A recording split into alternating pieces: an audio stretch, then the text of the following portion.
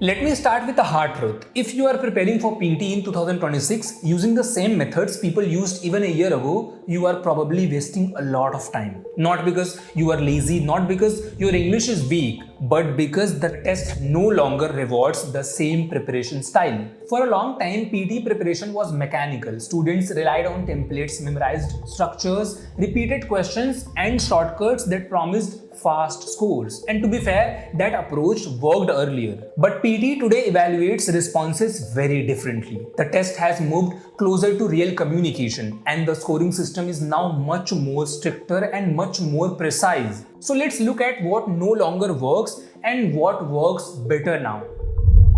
Templates versus real responses. One of the biggest outdated ideas is over-reliance on templates. Templates were originally meant to help with structure, but over time, many students turn them into memorized answers. In speaking and writing tasks, this leads to robotic responses that sound safe but empty.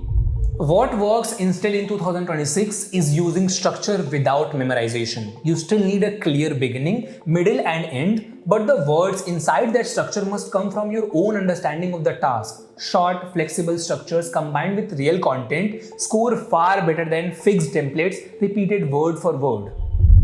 Speed and fluency versus relevance and control. Another outdated habit is focusing only on fluency and speed. Earlier, students were encouraged to speak non-stop even if the content was weak or unclear. The idea was simple: keep talking and you will score well.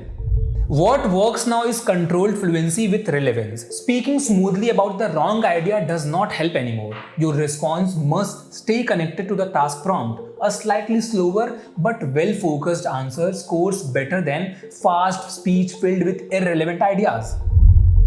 Blind practice versus targeted practice. Many students still believe that doing more questions automatically leads to higher scores. They repeat the same tasks again and again without checking why they lost marks. This kind of blind practice only reinforces bad habits. The updated approach is targeted practice driven by feedback. Instead of counting how many questions you completed, you focus on what actually went wrong. If fluency is weak, you train fluency. If spelling is weak, you train spelling. If content goes off topic, you train relevance. This makes preparation focused and far more effective. Fancy language versus smart content selection. In writing and summarizing tasks, an outdated belief is that longer or more complex answers score better. Many students try to fill space with advanced vocabulary or rewrite everything they hear or read, even when the structure and meaning are weak.